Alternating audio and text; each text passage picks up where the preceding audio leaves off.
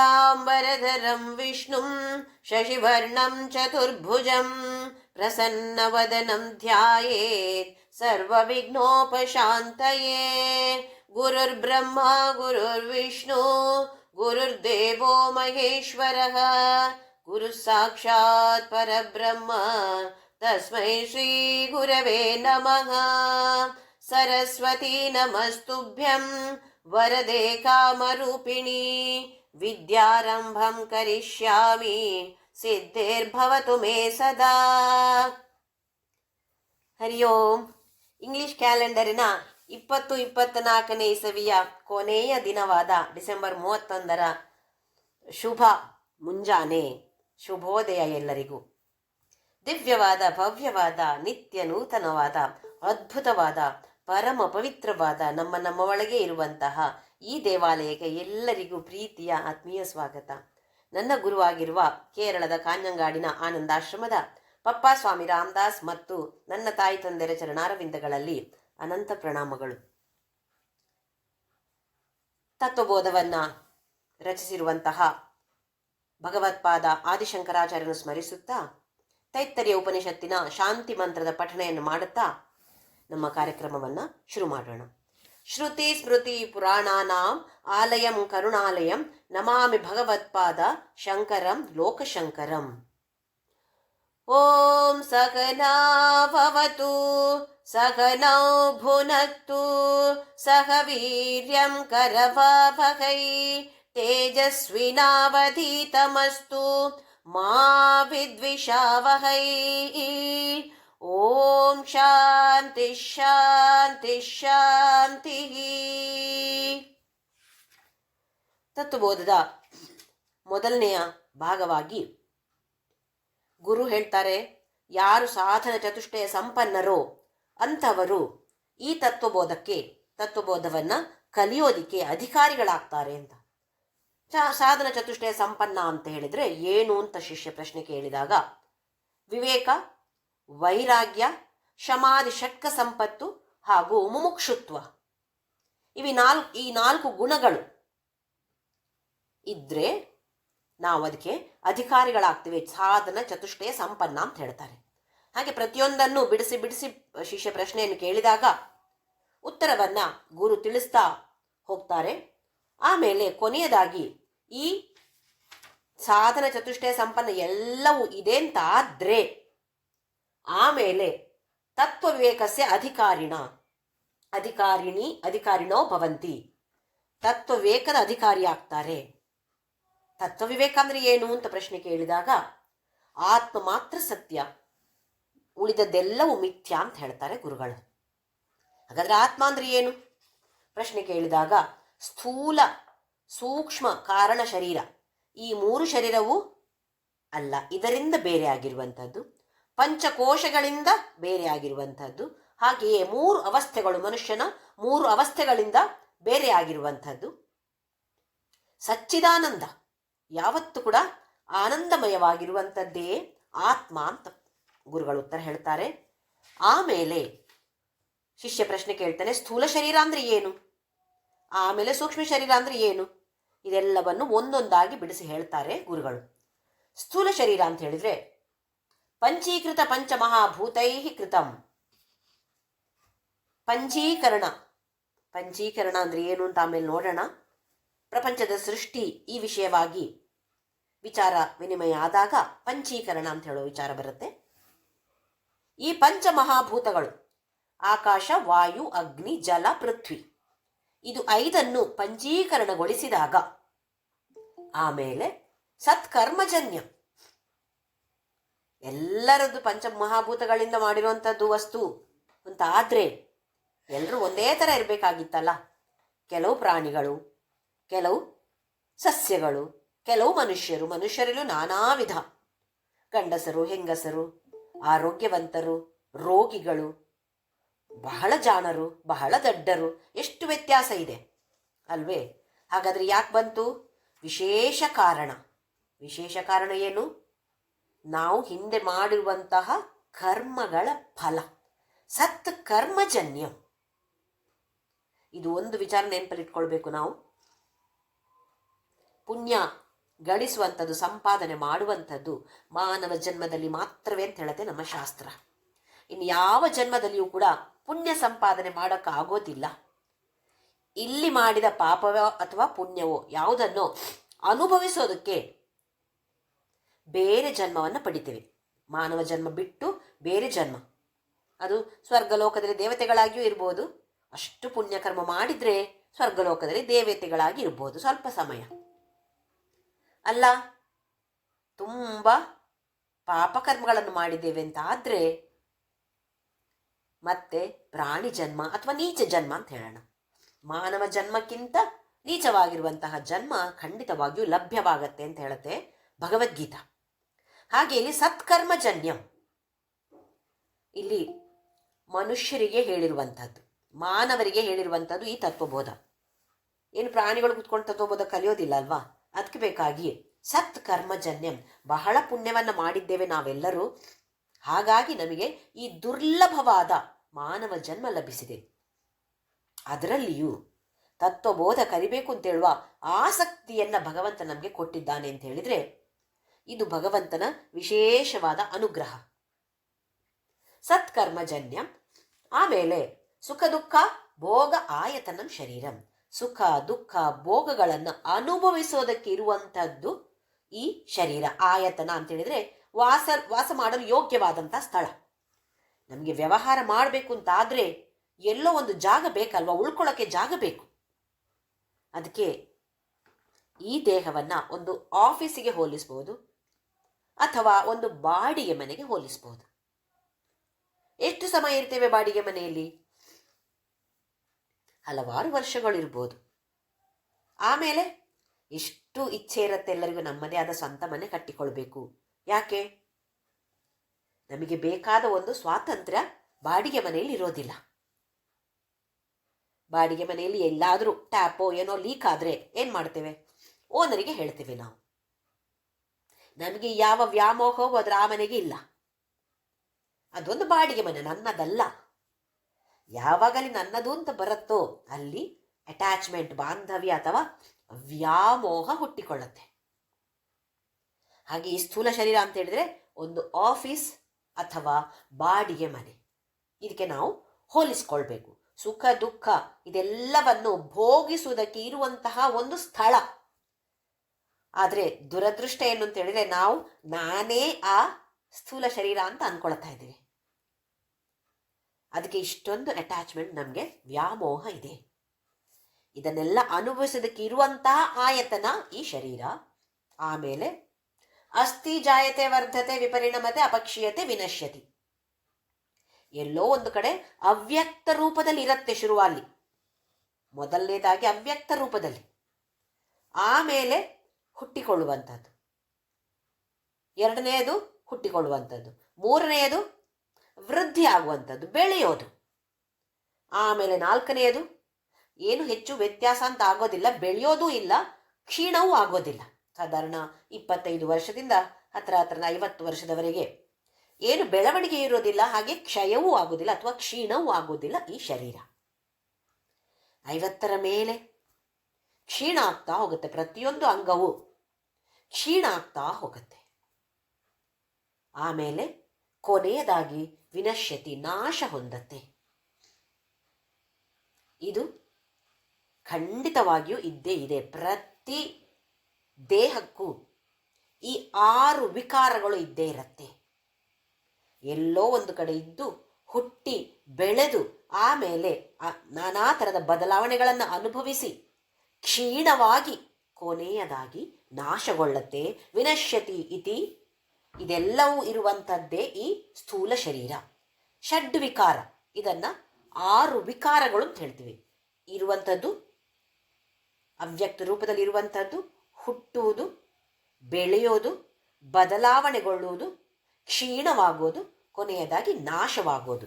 ಈ 6 ವಿಕಾರಗಳು ಇರುವಂಥದ್ದೇ ಸ್ಥೂಲ ಶರೀರ ಅಂತ ಗುರುಗಳು ಉತ್ತರ ಹೇಳಿದರು. ಆಮೇಲೆ ಎರಡನೆಯದ್ದು ಸೂಕ್ಷ್ಮ ಶರೀರ. ಆತ್ಮ ಅಂತ ಹೇಳಿದರೆ ಇದ್ಯಾವುದೂ ಅಲ್ಲ, 3 ಶರೀರತ್ರಯವೂ ಅಲ್ಲ, ಪಂಚಕೋಶಗಳೂ ಅಲ್ಲ, ಅವಸ್ಥಾತ್ರಯ 3 ಅವಸ್ಥೆಗಳು ಅಲ್ಲ, ಒಟ್ಟು 11 ಅಂಶಗಳನ್ನು ಅಲ್ಲಿ ಗುರುಗಳು ಹೇಳ್ತಾರೆ. ಶರೀರತ್ರಯ 3, ಪಂಚಕೋಶಗಳು 5, 5 + 3 8, ಆಮೇಲೆ 3 ಅವಸ್ಥೆಗಳು +3 11 ಅಂಶಗಳನ್ನು ಹೇಳಿ ಇದರಿಂದ ಬೇರೆ ಆಗಿರೋದು ಆತ್ಮ ಅಂತ ಹೇಳಿದ್ದಾರೆ.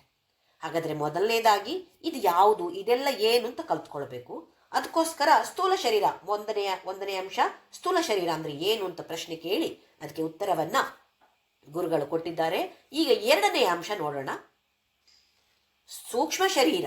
ಎರಡನೆಯದು ಸೂಕ್ಷ್ಮ ಶರೀರ. ಸೂಕ್ಷ್ಮ ಶರೀರ ಅಂದರೆ ಏನು? ಸೂಕ್ಷ್ಮ ಶರೀರಂ ಕಿಂ? ಅಪಂಚೀಕೃತ ಪಂಚಮಹಾಭೂತೈ. ಸ್ಥೂಲ ಶರೀರ ಪಂಚೀಕೃತ, ಇದು ಅಪಂಚೀಕೃತ, ಪಂಚೀಕರಣವಾಗದೇ ಇರುವಂತಹ ಪಂಚಮಹಾಭೂತಗಳಿಂದ ಕೃತಂ, ಮಾಡಲ್ಪಟ್ಟಿರುವಂಥದ್ದು ಸೂಕ್ಷ್ಮ ಶರೀರ. ಹಾಗಾದರೆ ಸ್ಥೂಲ ಶರೀರವೂ ಪಂಚಮಹಾಭೂತಗಳೇ, ಪಂಚಮಹಾಭೂತಗಳಿಂದ ಮಾಡಲ್ಪಟ್ಟಂಥದ್ದು. ಹಾಗೆಯೇ ಸೂಕ್ಷ್ಮ ಶರೀರವೂ ಕೂಡ ಪಂಚಮಹಾಭೂತಗಳಿಂದಲೇ ಮಾಡಲ್ಪಟ್ಟಿದೆ. ಆದರೆ ಸೂಕ್ಷ್ಮ ರೂಪದಲ್ಲಿದೆ. ಹೇಗೆ ಅಂತ ಹೇಳಿದರೆ, ಈಗ ಸ್ಥೂಲ ಶರೀರದಲ್ಲಿ ನಮಗೆ ಇಲ್ಲಿ ಕಿವಿ ಕಾಣಿಸುತ್ತೆ. ಕಿವಿ ಅಂತ ಹೇಳೋದು ಒಂದು ಅಂಗವಾಗಿ ನಮಗೆ ಕಾಣಿಸ್ತಾ ಇರುತ್ತೆ. ಕೆಲವರಿಗೆ ನೋಡಿದ್ರೆ ಕಿವಿ ಕೇಳೋದಿಲ್ಲ. ಕಿವಿ ಇದೆ, ಹಾಗಂತೇಳೋರಿಗೆ ಕಿವಿ ಇಲ್ವಾ? ಕಿವಿ ಇದೆ, ಆದರೆ ಕಿವಿ ಕೆಲಸ ಮಾಡ್ತಾ ಇಲ್ಲ. ಹಾಗಂದ್ರೆ ಏನು? ಕಿವಿಗೆ ಅಲ್ಲೊಂದು ಶಕ್ತಿ ಇದೆ, ಕೇಳುವಂತಹ ಒಂದು ಶಕ್ತಿ ಇದೆ. ಆ ಶಕ್ತಿಯೇ ಈ ಸೂಕ್ಷ್ಮವಾಗಿರುವಂಥದ್ದು. ಸೂಕ್ಷ್ಮ ಪಂಚಮಹಾಭೂತಗಳು, ಸೂಕ್ಷ್ಮ ಆಕಾಶ, ಸೂಕ್ಷ್ಮ ವಾಯು, ಸೂಕ್ಷ್ಮ ಅಗ್ನಿ, ಸೂಕ್ಷ್ಮ ಜಲ, ಸೂಕ್ಷ್ಮ ಪೃಥ್ವಿ ಅಂತ ಹೇಳುವಂಥದ್ದು ಈ ಪಂಚಮಹಾಭೂತಗಳು ಅಪಂಚೀಕೃತ, ಪಂಚೀಕರಣವಾಗದೇ ಇರುವಂಥದ್ದು. ಇದರಿಂದ ಮಾಡಲ್ಪಟ್ಟಿರುವಂಥದ್ದು ಸೂಕ್ಷ್ಮ ಶರೀರ. ಕಣ್ಣು, ಕೆಲವರಿಗೆ ಕಣ್ಣು ಇರುತ್ತೆ. ಈ ಕಣ್ಣಿನ ಕಾಣುವಂತಹ ಅಂಗ, ಇದಕ್ಕೆ ಗೋಲಕ ಅಂತ ಹೆಸರು. ಕಿವಿ ಇದೊಂದು ಗೋಲಕ, ಕಣ್ಣು ಇದೊಂದು ಗೋಲಕ, ಮೂಗು ಗೋಲಕ. ಅದಿದ್ದ ತಕ್ಷಣ ಸ್ಥೂಲ ರೂಪದಲ್ಲಿ ಇದೆ, ಗೋಲಕವಾಗಿದೆ. ಆದರೆ ಅದರ ಸೂಕ್ಷ್ಮ ಹೇಗಿದೆ ಅಂತ ನಮಗೆ ಗೊತ್ತಾಗೋದು ಯಾವಾಗ? ಮೂಗು, ಕಣ್ಣು, ಕಿವಿ ಎಲ್ಲವೂ ಕೆಲಸ ಮಾಡಿದಾಗ. ಕಿವಿ ಕಾಣೋದಕ್ಕೆ ಕಾಣ್ತಾ ಇದೆ, ಆದರೆ ಕೇಳ್ತಾ ಇಲ್ಲ. ಅಂದರೆ ಸೂಕ್ಷ್ಮವಾಗಿರುವಂತಹ ಆ ಶರೀರದ ಆ ಅಂಗ ಕೆಲಸ ಮಾಡ್ತಾ ಇಲ್ಲ. ಅರ್ಥ ಆಗ್ತಾ ಇದೆ ಅಂತ ಅನ್ಕೋತಾ ಇದ್ದೀನಿ. ಸೂಕ್ಷ್ಮ ಶರೀರವು ಕೂಡ ಪಂಚಮಹಾಭೂತಗಳಿಂದಲೇ ಮಾಡಲ್ಪಟ್ಟಿದೆ. ಆದರೆ ಸೂಕ್ಷ್ಮ ರೂಪದಲ್ಲಿ ಕಣ್ಣಿಗೆ ಕಾಣುವಂಥದ್ದಲ್ಲ. ಈಗ ನೋಡಿ, ನಾವು ನೀರಿಗೆ ಶಕ್ತಿ ಇದೆ. ನೀರು ಕಾಣುತ್ತೆ ನಮಗೆ, ಅದರ ಶಕ್ತಿ ಕಾಣುತ್ತಾ? ಅಥವಾ ಯಾವುದೇ ಒಂದು ವ್ಯಕ್ತಿ ಇರ್ಬೋದು, ವ್ಯಕ್ತಿ ಕಾಣಕ್ಕೆ ಸಿಗ್ತಾನೆ, ವ್ಯಕ್ತಿಯಲ್ಲಿರುವಂತಹ ಶಕ್ತಿ ಇದು ಕಾಣುತ್ತಾ ನಮಗೆ? ಇದು ನಮಗೆ ಗೊತ್ತಾಗೋದಿಲ್ಲ. ಹಾಗೆಯೇ ಈ ಸೂಕ್ಷ್ಮ ಶರೀರ ಅಂತ ಹೇಳಿದರೆ ಎಲ್ಲ ಪಂಚಮಹಾಭೂತಗಳಿಂದ ಮಾಡಲ್ಪಟ್ಟಿದೆ, ಆದರೆ ಸೂಕ್ಷ್ಮ ರೂಪದಲ್ಲಿದೆ. ಮತ್ತೆ ಸತ್ಕರ್ಮಜನ್ಯ, ಇದಕ್ಕೆ ಕೂಡ ಒಂದು ವಿಶೇಷವಾದ ಕಾರಣ ಇದೆ. ಸತ್ಕರ್ಮಜನ್ಯ, ಯಾರಿಗೋ ಕಿವಿ ಕೇಳ್ತಾ ಇಲ್ಲ ಅಂದರೆ ಕೃತ, ಹಿಂದಿನ ಜನ್ಮದಲ್ಲಿ ಮಾಡಿರುವಂತಹ ಯಾವುದೋ ಕೆಟ್ಟ ಕೆಲಸ ಈಗ ಅನುಭವಕ್ಕೆ ಬರ್ತಾ ಇದೆ, ಈಗ ಫಲ ಕೊಡ್ತಾ ಇದೆ. ಎಲ್ಲ ಸರಿಯಾಗಿದೆ, ಎಲ್ಲ ಅಂಗಗಳು ಸರಿಯಾಗಿದೆ, ಯಾವ ಊನವೂ ಇಲ್ಲ, ಎಲ್ಲವೂ ಸರಿಯಾಗಿ ಕೆಲಸ ಮಾಡ್ತಾ ಇದೆ. ಅಂದರೆ ಸತ್ಕರ್ಮಜನ್ಯ, ಹಿಂದಿನ ಜನ್ಮದಲ್ಲಿ ನಾವು ಮಾಡಿರುವಂತಹ ಪುಣ್ಯ ಕಾರ್ಯಗಳ ಫಲ. ಆಮೇಲೆ ಸುಖ ದುಃಖಾದಿ ಭೋಗ ಸಾಧನ. ಸ್ಥೂಲ ಶರೀರ ಆಯತನ ಅಂತ ಹೇಳಿದ್ರು, ಅದನ್ನು ಅನುಭವಿಸೋದಕ್ಕೆ ಇರುವಂತಹ, ವಾಸ ಮಾಡೋಕ್ಕೆ ಇರುವಂತಹ ಸ್ಥಳದ ಹಾಗೆ ಇದರಲ್ಲೀಗ ಸುಖ ದುಃಖ ಭೋಗ ಸಾಧನ. ನೋಡಿ, ವ್ಯತ್ಯಾಸ ಇದೆ. ಉಪಕರಣ, ಸುಖ ಮತ್ತು ದುಃಖಗಳನ್ನು ಈ ಥರದ ಆದಿ ಇತ್ಯಾದಿ ಭೋಗಗಳಿಗೆ ಅನುಭವಿಸೋದಕ್ಕೆ ಉಪಕರಣ. ಉದಾಹರಣೆಗೆ ಈಗ ನಾವು ಸ್ಥೂಲ ಶರೀರವನ್ನು ಒಂದು ಆಫೀಸ್ ಅಂತ ಅನ್ಕೊಂಡೆ. ನಮಗೆ ಖಾಲಿ ಆಫೀಸ್ ಕೊಟ್ಟಿದ್ದಾರೆ ಅಂತ ಅನ್ಕೊಳ್ಳಿ, ಏನೂ ಇಲ್ಲ ಅದರಲ್ಲಿ. ಏನು ಕೆಲಸ ಮಾಡೋದು ಅದರಲ್ಲಿ? ಏನು ಬೇಕು ನಮಗೆ ಆಫೀಸಿನಲ್ಲಿ? ನಮಗೆ ವ್ಯವಹಾರ ಮಾಡಲು ಬೇಕಾದಂತಹ ಉಪಕರಣಗಳು ಇರಬೇಕು. ಅಲ್ಲಿ ವಿದ್ಯುತ್ ಶಕ್ತಿ ಇರಬೇಕು, ಒಂದು ಮೇಜು ಕುರ್ಚಿ ಬೇಕು, ಕಂಪ್ಯೂಟರ್ ಬೇಕೇ ಬೇಕು, ಕಂಪ್ಯೂಟರ್ ಒಂದು ಪ್ಲಗ್ ಬೇಕು ಅದಕ್ಕೆ. ಈ ಥರದ ನಾನಾ ಥರದ ಉಪಕರಣಗಳು ಬೇಡವೆ? ಖಾಲಿ ಮನೆಯನ್ನು ಒಂದು ರೂಮನ್ನು ಕೊಟ್ಟು ನೀನು ಕೆಲಸ ಮಾಡು ಅಂತ ಹೇಳಿದರೆ ಹೇಗೆ ಮಾಡೋದು? ಸಾಧ್ಯವೇ ಇಲ್ಲ ಆ ಥರದ ಕೆಲಸ ಮಾಡೋಕ್ಕೆ. ಅದಕ್ಕೆ ಬೇಕಾದ ಸಾಧನಗಳು ಅಥವಾ ಉಪಕರಣಗಳು ಬೇಕು. ಹಾಗಾದರೆ ಈ ಸೂಕ್ಷ್ಮ ಶರೀರ ಅಂತ ಹೇಳೋದು ಉಪಕರಣ. ಸ್ಥೂಲ ಶರೀರ ಅಂತ ಹೇಳೋದು ಆಫೀಸ್ ಅಂತ ತಿಳ್ಕೊಂಡೆವು, ಅಥವಾ ಬಾಡಿಗೆ ಮನೆ ಅಂತ ತಿಳ್ಕೊಂಡೆವು. ಈ ಸೂಕ್ಷ್ಮ ಶರೀರ ಅಂತ ಹೇಳೋದು ಅದರ ಒಳಗಡೆ ಇರುವಂತಹ ನಾನಾ ಥರದ ಉಪಕರಣಗಳು ಇಲ್ಲ ಅಂತಾದರೆ ಸ್ಥೂಲ ಶರೀರದಲ್ಲಿ ಏನು ಪ್ರಯೋಜನ ಇಲ್ಲ. ಇದ್ದು ಇಲ್ಲದ ಹಾಗೆ, ಇದ್ರೂ ಸತ್ತ ಹಾಗೆ. ಆ ಸ್ಥೂಲ ಶರೀರದಲ್ಲಿ ಈ ಅಂಶಗಳು ಕೆಲಸ ಮಾಡಿದ್ರೆ ಮಾತ್ರ ಸ್ಥೂಲ ಶರೀರ ಇದ್ದು ಪ್ರಯೋಜನ, ಅಥವಾ ಸ್ಥೂಲ ಶರೀರ ವ್ಯವಹಾರ ಮಾಡೋದಕ್ಕೆ, ಪ್ರಪಂಚದ ಜೊತೆ ವ್ಯವಹಾರ ಮಾಡೋದಕ್ಕೆ ಯೋಗ್ಯವಾಗಿರುತ್ತೆ. ಇಲ್ಲ ಅಂತಾದರೆ ಸ್ಥೂಲ ಶರೀರ ಒಂದು ಶವದ ಹಾಗೆ ಅಂತ ಅಂದ್ಕೊಳ್ಬೋದು. ಹಾಗಾದರೆ ಸುಖ ದುಃಖ ಭೋಗ ದುಃಖಾದಿ ಭೋಗ ಸಾಧನ ಉಪಕರಣಗಳು ಯಾವುದು? ಈಗ ನಾವು ಆಫೀಸ್ನಲ್ಲಿ ಕಂಪ್ಯೂಟರೋ ಅಥವಾ ಒಂದು ಜೆರಾಕ್ಸ್ ಮೆಷೀನೋ ಇದೆಲ್ಲ ಇಟ್ಕೊಳ್ತೀವಿ. ಯಾರಿಗೆ ಯಾವ ಥರದ ಕೆಲಸ ಮಾಡೋಕ್ಕೆ ಬೇಕೋ ಆ ಥರದ ಉಪಕರಣಗಳನ್ನು ಇಟ್ಕೊಂಡಿರ್ತೇವೆ. ಹಾಗಾದರೆ ಈ ಸ್ಥೂಲ ಶರೀರ ಅಂತ ಹೇಳುವ ಆಫೀಸಿನಲ್ಲಿ ಯಾವ ಯಾವ ಉಪಕರಣಗಳನ್ನು ನಾವು ಇಟ್ಟುಕೊಂಡಿದ್ದೇವೆ ಅಂತ ನೋಡೋಣ. ಇವಾಗ ಸಾಧನ ಅಂತ ಹೇಳಾಯಿತು, ಉಪಕರಣಗಳು ಅಂತ ಹೇಳಾಯಿತು. ಅದು ಯಾವುದೊಂದು ಟೂಲ್ ಕಿಟ್. ಕೆಲವರು ನೋಡೋದು ಟೂಲ್ ಕಿಟ್, ಈ ಕಾರ್ಪೆಂಟರ್ ಎಲ್ಲ ಇಟ್ಕೊಂಡು ಹೋಗ್ತಾರೆ ನೋಡಿ, ಒಂದು ಟೂಲ್ ಕಿಟ್ ಇರುತ್ತೆ. ಏನಾದರೂ ಕೆಲಸ ಹೇಳಿದರೆ ಆ ಟೂಲ್ ಕಿಟ್ಟಿನಿಂದ ಯಾವುದೋ ಒಂದು ತೆಗೆದು ಉಪಯೋಗಿಸೋದು, ಮತ್ತೆ ಇನ್ನೊಂದು ಕೆಲಸಕ್ಕೆ ಇನ್ನೊಂದನ್ನು ತೆಗೆದು ಉಪಯೋಗಿಸೋದು, ಮತ್ತೆ ಟೂಲ್ ಕಿಟ್ಟಲ್ಲಿ ಹಾಕಿ ಪ್ಯಾಕ್ ಮಾಡಿ ತಗೊಂಡೋಗೋದು. ಟೂಲ್ ಕಿಟ್ ಅಂತ ಹೇಳ್ತೀವಿ ತಾನೆ, ಅದೇ ಈ ಸೂಕ್ಷ್ಮ ಶರೀರ. ಏನೆಲ್ಲ ಉಪಕರಣಗಳಿವೆ ಇದರಲ್ಲಿ ಅಂತ ನೋಡೋಣ. ಪಂಚ ಜ್ಞಾನೇಂದ್ರಿಯಾಣಿ, 5 ಜ್ಞಾನೇಂದ್ರಿಯಗಳು. ಯಾವುದು ಅಂತ ಆಮೇಲೆ ಬರುತ್ತೆ. ಕಣ್ಣು, ಕಿವಿ, ಮೂಗು, ನಾಲಿಗೆ, ಚರ್ಮ. ಕಣ್ಣು, ಕಿವಿ, ಮೂಗು, ನಾಲಿಗೆ, ಚರ್ಮ, ಇದು 5 ಜ್ಞಾನೇಂದ್ರಿಯಗಳು. ಯಾಕೆ ಬೇಕು ಈ ಜ್ಞಾನೇಂದ್ರಿಯಗಳು? ಪ್ರಪಂಚವನ್ನು ಗ್ರಹಿಸುವಂಥದ್ದು ಈ ಜ್ಞಾನೇಂದ್ರಿಯಗಳು. ಏನಾದರೂ ಒಂದು ವ್ಯವಹಾರ ಮಾಡಬೇಕು ಅಂತಾದರೆ ಅದರ ಬಗ್ಗೆ ತಿಳಿದುಕೊಳ್ಬೇಕು ನಾವು. ಬೇರೆ ವ್ಯವಹಾರ ಬೇಡ. ಸ್ವಲ್ಪ ವಯಸ್ಸಾದ ಹಾಗೆ ಡಯಾಬಿಟೀಸೋ, BP ಯೋ, ಇನ್ನೊಂದೋ ಮತ್ತೊಂದೋ ನಾನಾ ಥರದ ತೊಂದರೆಗಳು ನಮ್ಮ ಸ್ಥೂಲ ಶರೀರಕ್ಕೆ ಮೊದಲಾಗತ್ತೆ. ಡಾಕ್ಟ್ರ್ ಹತ್ರ ಹೋಗಿ ಚೆಕಪ್ ಮಾಡಿಕೊಳ್ತೇವೆ. ಓಹೋ, ನಿಮಗೆ ಸಕ್ಕರೆ ಕಾಯಿಲೆ ಇದೆ ಅಂತ ಹೇಳ್ತಾರೆ. ಹೌದಾ? ಹಾಗಾದರೆ ತಿಳ್ಕೊಳ್ತೇವೆ ನಾವು, ನಾನೇನು ಮಾಡಬೇಕು, ಸಕ್ಕರೆ ಕಾಯಿಲೆ ಕಡಿಮೆ ಆಗಬೇಕು ಅಂತಾದರೆ ನಾನು ಏನನ್ನು ಮಾಡಬೇಕು. ಸಿಹಿ ತಿಂಡಿಗಳನ್ನು ತಿನ್ನಬೇಡಿ, ಯಾವತ್ತೂ ಸ್ವಲ್ಪ ವಾಕಿಂಗ್ ಎಲ್ಲ ಮಾಡಿ ಅಂತ ಹೇಳ್ತಾರೆ ತಾನೆ ಡಾಕ್ಟರ್ ನಮಗೆ. ಅದನ್ನೆಲ್ಲ ತಿಳಿದುಕೊಳ್ತೇವೆ ನಾವು. ಅಂದರೆ ಪ್ರಪಂಚದ ವಿಚಾರಗಳನ್ನು ತಿಳಿದುಕೊಳ್ಳುವಂಥದ್ದು ಈ ಜ್ಞಾನೇಂದ್ರಿಯಗಳು. ಕಿವಿಯಿಂದ ಕೇಳ್ತೇವೆ, ಕಣ್ಣಿನಿಂದ ನೋಡಿ ತಿಳಿದುಕೊಳ್ತೇವೆ, ಹಾಗೆ ಮೂಗಿನಿಂದ ವಾಸನೆಯನ್ನು ಗ್ರಹಿಸಿ ತಿಳಿದುಕೊಳ್ತೇವೆ. ಇದರ ಬಗ್ಗೆ ಮತ್ತೆ ವಿವರಣೆ ಬರುತ್ತೆ.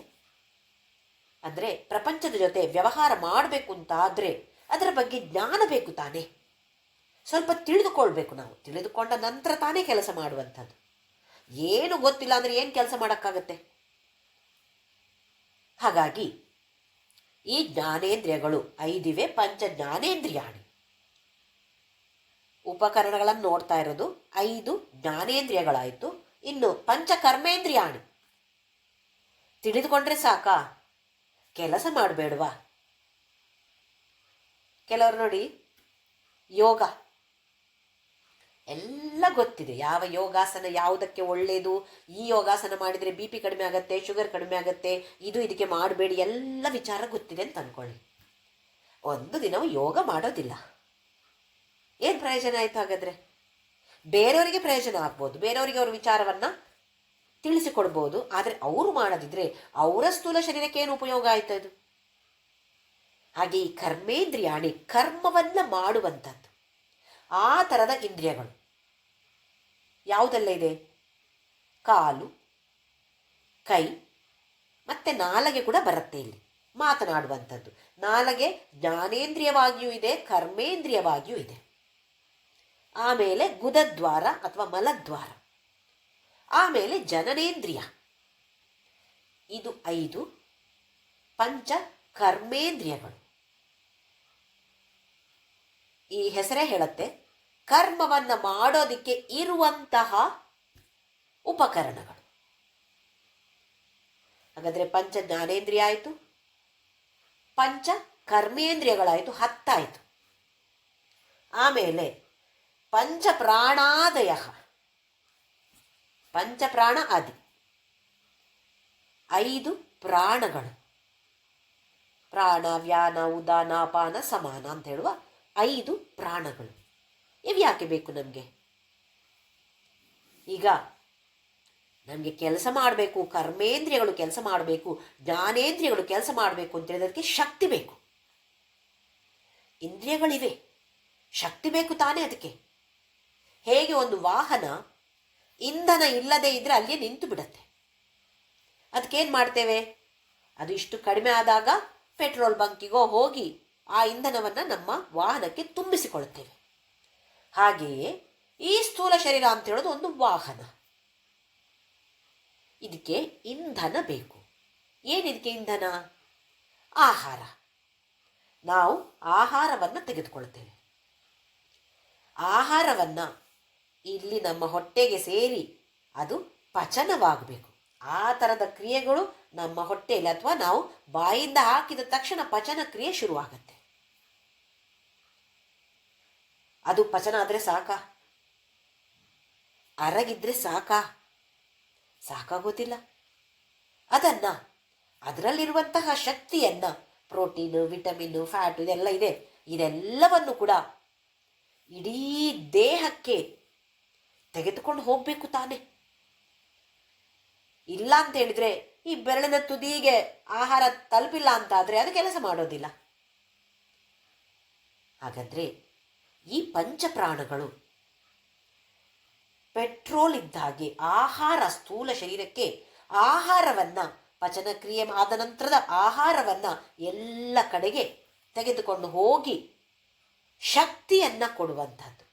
ನಮ್ಮ ದೇಹಕ್ಕೆ, ಸ್ಥೂಲ ಶರೀರಕ್ಕೂ ಸೂಕ್ಷ್ಮ ಶರೀರದ ಅಂಗ ಅದು. ಇದು ಸೂಕ್ಷ್ಮ ಶರೀರದ ಅಂಗ 5 ಪಂಚಪ್ರಾಣಗಳು. ನಾವು ಕೆಲವೊಂದು ಸಲ ಹೇಳ್ತೇವೆ ನೋಡಿ, ಓಹೋ ನನಗೆ ಭಾರಿ ಇಷ್ಟ ಪ್ರಾಣ, ನನಗೆ ಅದು ಪಂಚಪ್ರಾಣ. ಉಪಯೋಗಿಸೋದು ಹೀಗೆ ನಾವು, ಅದರ ಅರ್ಥ ಏನು ಅಂತ ಗೊತ್ತಿಲ್ಲ. ಈ ಪಂಚಪ್ರಾಣಗಳು ಇಲ್ಲ ಅಂತ ಆದರೆ ದೇಹ ಕೆಲಸ ಮಾಡೋದಿಲ್ಲ. ಉಸಿರನ್ನು ತೆಗೆದುಕೊಳ್ಳುತ್ತೇವೆ, ಪ್ರಾಣವಾಯು. ಆಮ್ಲಜನಕವನ್ನು ತೆಗೆದುಕೊಳ್ಳುತ್ತೇವೆ, ಹಾಗೆ ಕಾರ್ಬನ್ ಡೈಆಕ್ಸೈಡನ್ನು ಹೊರಗಡೆ ಬಿಡ್ತೇವೆ. ಈ 5 ಪ್ರಾಣಗಳು ಕೂಡ ಸೂಕ್ಷ್ಮ ಶರೀರದ ಅಂಗಗಳಾಗಿವೆ. ಪಂಚ ಜ್ಞಾನೇಂದ್ರಿಯ 5, ಪಂಚ ಕರ್ಮೇಂದ್ರಿಯ 5, ಪಂಚ ಪ್ರಾಣ 5, ಒಟ್ಟು 15 ಆಯ್ತೀಗ. ಆಮೇಲೆ ಮನಶ್ಚೈಕಂ, ಒಂದು ಮನಸ್ಸು. ಮನಸ್ಸೆಷ್ಟಿದೆ? ಒಂದೇ, ಹೆಚ್ಚಿಲ್ಲ. ಈ ಒಂದು ಮನಸ್ಸನ್ನೇ ಕಂಟ್ರೋಲ್ ಮಾಡೋದು ಕಷ್ಟ ಆಗತ್ತೆ ಸದ್ಯ. ಇನ್ನು ಹೆಚ್ಚು ಭಗವಂತ ನಮಗೆ ಕೊಡ್ತಿದ್ರೆ ಹೇಗೆ ನಾವು ಮ್ಯಾನೇಜ್ ಮಾಡೋದು? ಒಂದು ಮನಸ್ಸು. ಬುದ್ಧಿಶ್ಚೇಕ, ಒಂದು ಬುದ್ಧಿ. ಏನು ಈ ಮನಸ್ಸು ಮತ್ತು ಬುದ್ಧಿಗೆ ವ್ಯತ್ಯಾಸ? ನಿಜವಾಗಿ ನೋಡಿದರೆ ಮನಸ್ಸನ್ನು 4 ವಿಭಾಗಗಳಾಗಿ ಮಾಡ್ತಾರೆ. ಇಲ್ಲಿ ಆದಿಶಂಕರಾಚಾರ್ಯರು 2 ಹೇಳಿದ್ದಾರೆ.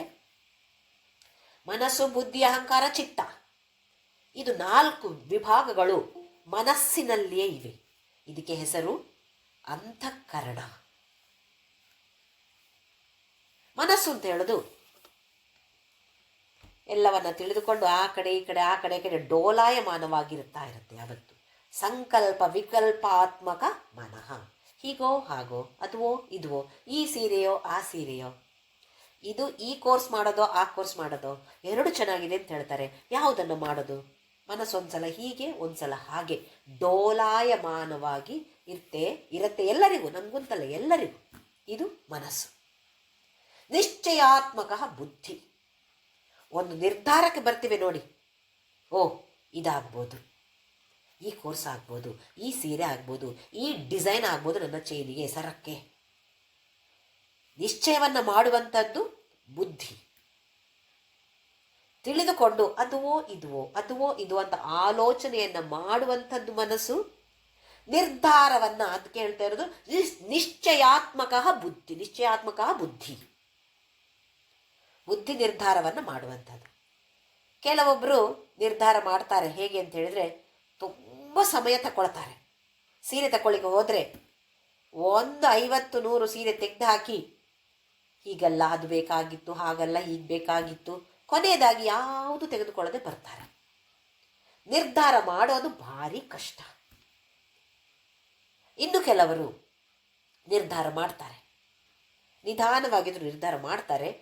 ಆದರೆ ಅದು ಮನೆಗೆ ತಗೊಂಡು ಬಂದ ನಂತರ ಇದ್ಯಾಕೆ ತಂದೆ ನಾನು, ಆಚೆ ಸೀರೆ ಇನ್ನೂ ಚೆನ್ನಾಗಿರ್ತಿತ್ತಲ್ವಾ, ಸುಮ್ಮನೆ ಇದಕ್ಕೆ ದುಡ್ಡು ಹಾಕಿದೆ ನಾನು ಅಂತ ಹೇಳಲ್ವಾ. ಅಂದರೆ ನಿರ್ಧಾರ ಮಾಡುವಂತಹ ಶಕ್ತಿ ಇರುವಂತಹ ಬುದ್ಧಿ ಕ್ಷೀಣ. ನಾವು ಕೆಲವರನ್ನು ತುಂಬ ಜಾಣರು ಅಂತ ಹೇಳ್ತೀವಿ. ಏನು ಹಾಗಂದ್ರೆ, ನಿರ್ಧಾರ ಮಾಡುವಂತಹ ಈ ಬುದ್ಧಿ ಚುರುಕಾಗಿದೆ. ಹಾಗಂತ ಇದ್ರೆ ಅವರಿಗೆ ಜಾಣರು ಅಂತ ಹೇಳ್ತೀವಿ ನಾವು. ಇದು ಮನಸ್ಸು ಮತ್ತೆ ಬುದ್ಧಿ. ಚಿತ್ತ, ಇದರಲ್ಲಿ ಆದಿಶಂಕರಾಚಾರ್ಯರು ಹೇಳಿಲ್ಲ, ಆದರೆ ನಿಜವಾಗಿಯೂ ಮನಸ್ಸನ್ನು 4 ವಿಭಾಗಗಳಾಗಿ ಮಾಡ್ತಾರೆ. ಅದರಲ್ಲಿ ಒಂದು ಸ್ಮೃತಿ ಅಥವಾ ಚಿತ್ತ. ಇದಕ್ಕೆ ನಾವು ಗಮನವನ್ನು ಕೊಡೋದೇ ಇಲ್ಲ. ಇದು ನಮ್ಮ ತಪ್ಪು. ತುಂಬ ಗಮನವನ್ನು ಈ ಸ್ಮೃತಿಗೆ ನಾವು ಕೊಡಬೇಕು. ನಮ್ಮ ನೆನಪಿನಲ್ಲಿ ಏನನ್ನ ಇಟ್ಟುಕೊಂಡಿದ್ದೇವೆ, ಅದಕ್ಕೊಂದು ಲಿಮಿಟ್ ಇರುತ್ತೆ ನೋಡಿ. ಹೇಗೆ ನಾವೀಗ ಒಂದು ಚಿಪ್, ಅದು ಫೋನಲ್ಲಿರ್ಬೋದು ಅಥವಾ ಕಂಪ್ಯೂಟರ್ಲಿರ್ಬೋದು, ಅದಕ್ಕೆಲ್ಲ ಒಂದು ಕೆಪಾಸಿಟಿ ಇರುತ್ತೆ. ಇಷ್ಟು ಮೆಗಾಬೈಟ್ಸ್, ಇಷ್ಟು ಟೆರಾಬೈಟ್ಸ್ ಎಷ್ಟೋ ಇರುತ್ತೆ, ಅಷ್ಟನ್ನು ಮಾತ್ರ. ಅದಕ್ಕಿಂತ ಜಾಸ್ತಿ ಆದರೆ ಅದು ತಗೊಳ್ಳೋದಿಲ್ಲ. ಹಾಗೆಯೇ ನಮ್ಮ ಸ್ಮೃತಿ ಕೂಡ, ಅದಕ್ಕೊಂದು ಇಷ್ಟು ಅಂತ ಕೆಪಾಸಿಟಿ ಇದೆ. ಅದರಿಂದ ಮೇಲಾದರೆ ಏನು ನಿಲ್ಲೋದಿಲ್ಲ. ಅಲ್ಲಿ ಹಳೇದೇ ತುಂಬಿಕೊಂಡಿದೆ ಅಲ್ಲ, ಹೊಸದು ಹೇಗೆ ತುಂಬಿಕೊಳ್ಳುತ್ತೆ? ತುಂಬಿಕೊಳ್ಳೋಕ್ಕೆ ಜಾಗ ಇಲ್ಲ. ಏನನ್ನ ತುಂಬಿಟ್ಟುಕೊಂಡಿದ್ದೇವೆ ನಾವು ಈ ಸ್ಮೃತಿಯಲ್ಲಿ? ಎಷ್ಟೋ ವರ್ಷಗಳ ಹಿಂದೆ ಯಾರೋ ನನಗೆ ಅಪಮಾನ ಮಾಡಿರುವಂಥದ್ದು, ಈ ವಿಚಾರ ಶುರುವಿಂದ ಕೊನೆಯವರೆಗೆ ಅವರು ಏನೆಲ್ಲ ನನ್ನನ್ನು ಬೈದಿದ್ದಾರೆ ಎಲ್ಲವೂ ಇಲ್ಲಿ ರೆಕಾರ್ಡ್ ಆಗಿದೆ. ಅಷ್ಟು ಸರಿಯಾಗಿ ನೆನಪಿದೆ ನನಗೆ. ಕೆಲವೊಂದು ನೋಡಿ 50-40 ವರ್ಷಗಳ ಹಿಂದೆ ನಡೆದಿರುವಂತಹ ಘಟನೆಗಳು ಕೂಡ ನಮಗೆ ಕಣ್ಣಿಗೆ ಕಟ್ಟಿದಾಗಿರುತ್ತೆ, ಕಾಣಿಸುತ್ತೆ ಎದುರು. ಆಗಿದೆ. ಯಾಕೆ? ಅದರ ಬಗ್ಗೆ ಮತ್ತೆ ಮತ್ತೆ ಮತ್ತೆ ಮತ್ತೆ ವಿಚಾರ ಮಾಡಿ, ಆಲೋಚನೆ ಮಾಡಿ ಅದನ್ನು ಇಲ್ಲಿ ಗಟ್ಟಿಯಾಗಿ ತುಂಬಿಸಿಟ್ಟುಕೊಂಡಿದ್ದೇವೆ.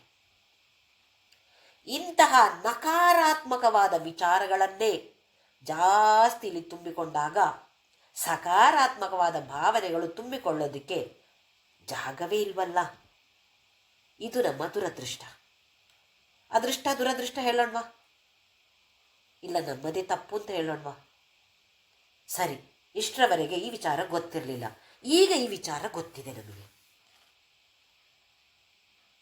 ಸೂಕ್ಷ್ಮ ಶರೀರದ ಒಂದು ಭಾಗ ಈ ಮನಸ್ಸು, ಬುದ್ಧಿ, ಸ್ಮೃತಿ ಮತ್ತು ಅಹಂಕಾರ ಅಂತ ಹೇಳೋದು. ಅಹಂಕಾರ ಅಂತ ಹೇಳಿದರೆ ಆಮೇಲೆ ನೋಡೋಣ, ಇದರಲ್ಲಿ ಶಂಕರಾಚಾರ್ಯ ಕೊಟ್ಟಿಲ್ಲ ಹಾಗಾಗಿ. ಆದರೆ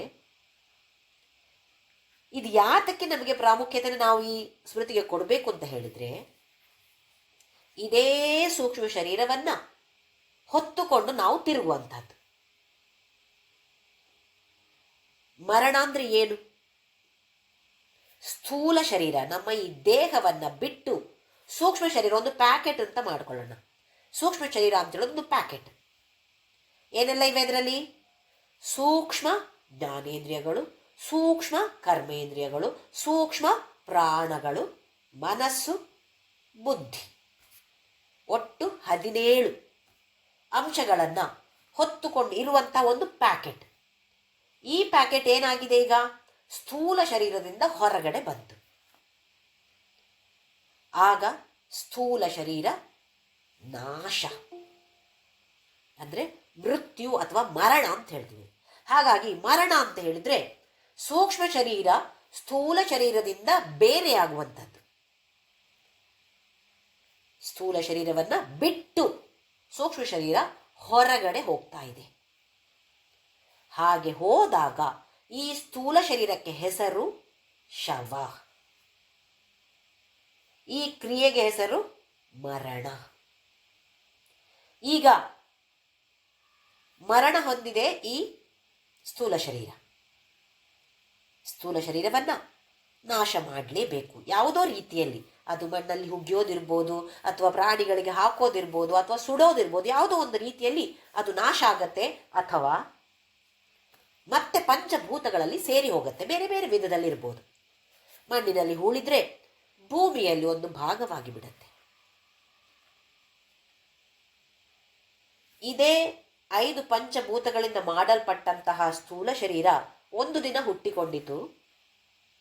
ಹಲವು ವರ್ಷಗಳ ಕಾಲ ಬದುಕಿ ವ್ಯವಹಾರವನ್ನು ಲೋಕದ ಜೊತೆ ಮಾಡಿ ಕೊನೆಯದಾಗಿ ನಾಶ ಹೊಂದಿತು. ಸ್ಥೂಲ ಶರೀರ ನಾಶವಾಯಿತು. ಸೂಕ್ಷ್ಮ ಶರೀರ, ಈ ದೇಹ ಬಿಟ್ಟು ಸೂಕ್ಷ್ಮ ಶರೀರ ಹೊರಗಡೆ ಹೋಗಿದೆ, ನಾಶವಾಗಲಿಲ್ಲ. ಹಾಗಾಗಿ ಮರಣ ಅಂತ ಹೇಳಿದ್ರೆ ಸ್ಥೂಲ ಶರೀರ ಸೂಕ್ಷ್ಮ ಶರೀರ ಬೇರೆ ಬೇರೆ ಆಗುವಂಥದ್ದು, ಆಮೇಲೆ ಸ್ಥೂಲ ಶರೀರ ನಾಶವಾಗುವಂಥದ್ದು. ಇದಕ್ಕೆ ಹೆಸರು ಮೃತ್ಯು ಅಥವಾ ಮರಣ. ಈಗ ಸೂಕ್ಷ್ಮ ಶರೀರ ಏನು ಮಾಡ್ತಾ ಇದೆ? ಒಂದು ಬೆಲೂನಿನ ಹಾಗೆ ಅಲ್ಲಿ ಇಲ್ಲಿ ಓಡಾಡ್ತಿದೆ. ಏನೆಲ್ಲ ಇವೆ ಅದರೊಳಗಡೆ? 5 ಜ್ಞಾನೇಂದ್ರಿಯಗಳು, 5 ಕರ್ಮೇಂದ್ರಿಯಗಳು, 5 ಪ್ರಾಣಗಳು, ಮನಸ್ಸು, ಬುದ್ಧಿ, 17 ಅಂಶಗಳನ್ನು ಹೊತ್ತುಕೊಂಡು ಈ ಒಂದು ಬಲೂನ್ ಅಥವಾ ಒಂದು ಪ್ಯಾಕೆಟ್ ಅಲ್ಲಲ್ಲಿ ತಿರುಗಾಡ್ತಾ ಇದೆ. ಆಮೇಲೆ ತಿರುಗಾಡಿ ಆ ಸತ್ಕರ್ಮಜನ್ಯ ಏನೆಲ್ಲ ಇಟ್ಟುಕೊಂಡಿದೆಯೋ ಮನಸ್ಸಿನಲ್ಲಿ, ಎಷ್ಟು ಪುಣ್ಯ ಸಂಪಾದನೆಯೋ ಎಷ್ಟು ಪಾಪದ ಸಂಪಾದನೆಯನ್ನು ಮಾಡಿದ್ಯೋ ಅದರ ಪ್ರಕಾರ ತಂದೆ ತಾಯಿಗಳ ಹುಡುಕ್ತಾ ಇರುತ್ತೆ. ಯಾವ ತಂದೆ ತಾಯಿ ನನಗೆ ಸೂಟ್ ಆಗ್ತಾರೆ? ಯಾವುದಕ್ಕೆ? ನಾನು ಮಾಡಿರುವಂತಹ ಪುಣ್ಯಕರ್ಮ ಅಥವಾ ಪಾಪ ಕರ್ಮಗಳಿಗೆ ಆ ಫಲವನ್ನು ನಾನು ಅನುಭವಿಸೋದಿಕ್ಕೆ ಯಾವ ದೇಹ ಇದಕ್ಕೆ ಸರಿಯಾಗತ್ತೆ ಅಂತ ಹುಡುಕ್ತಾ ಇರುತ್ತೆ. ಪ್ಯಾಕೆಟ್ ಆ ಕಡೆ ಈ ಕಡೆ ಓಡ್ತಾ ಇರುತ್ತೆ. ಕೊನೆಯದಾಗಿ ಆ ಕರ್ಮಗಳ ಪ್ರಕಾರ ತಂದೆ ತಾಯಿಯ ಸೆಲೆಕ್ಷನ್ ಆಗಿಬಿಡತ್ತೆ. ಆ ತಾಯಿಯ ಗರ್ಭದಲ್ಲಿ ಹೋಗಿ ಸೇರಿಕೊಳ್ಳತ್ತೆ ಇದೇ ಪ್ಯಾಕೆಟ್, ಇದೇ ಬಲೂನ್ ತಾಯಿಯ ಗರ್ಭದಲ್ಲಿ ಹೋಗಿ ಸೇರಿಕೊಳ್ತು. ಮತ್ತೆ ಅಲ್ಲಿ 9 ತಿಂಗಳು, ಮಾನವ ಜನ್ಮವೇ ಅಂತ ಅನ್ಕೊಳ್ಳೋಣ, 9 ತಿಂಗಳು ಕಳೆದ ನಂತರ ಮತ್ತೆ ಅಲ್ಲಿಂದ ಹೊರಗಡೆ ಬರುತ್ತೆ. ಅಂದರೆ ಇದಕ್ಕೆ ಹೆಸರು ಜನ್ಮ. ಜನ್ಮ ಅಂತ ಹೇಳಿದರೆ ಆ ಸೂಕ್ಷ್ಮ ಶರೀರ ಸ್ಥೂಲ ಶರೀರದ ಜೊತೆ ಸೇರಿಕೊಂಡು ಮತ್ತೆ ಲೋಕದಲ್ಲಿ ವ್ಯವಹಾರ ಮಾಡೋದಕ್ಕೆ ಸಿದ್ಧವಾಗಿದೆ. ಮತ್ತೆ ಶುರು ಲೋಕದ ವ್ಯವಹಾರ. ಇದನ್ನೇ ಭಗವದ್ಗೀತೆಯಲ್ಲಿ ಭಗವಂತ ಹೇಳ್ತಾನೆ, 15ನೇ ಅಧ್ಯಾಯ ಪುರುಷೋತ್ತಮ ಯೋಗದಲ್ಲಿ, ಮಮೈವಾಂಶೋ ಜೀವಲೋಕೆ ಜೀವಭೂತ ಸನಾತನಃ ಮನಃಷ್ಠಾನೀಂದ್ರಿಯಾಣಿ ಪ್ರಕೃತಿಸ್ಥಾನಿ ಕರ್ಷತಿ. ಮನಸ್ಸು ಇಂದ್ರಿಯಗಳು ಎಲ್ಲವನ್ನು ಹೊತ್ತುಕೊಂಡು ಮತ್ತೆ ಹೊರಡತ್ತೆ. ಶರೀರಂ ಯದವಾಪ್ನೋತಿ ಯಚ್ಚಾಪ್ಯುತ್ಕ್ರಾಮತೀಶ್ವರ ಗೃಹೀತ್ವೈ ತಾನಿ ಸಂಯಾತಿ ವಾಯುರ್ಗಂಧಾ ನಿವಾಶಯಾತ್. ಹೇಗೆ ವಾಯು ಆ ವಾಸನೆಯನ್ನು ಮಾತ್ರ ತಗೊಂಡು ಹೋಗ್ತಾನೆ.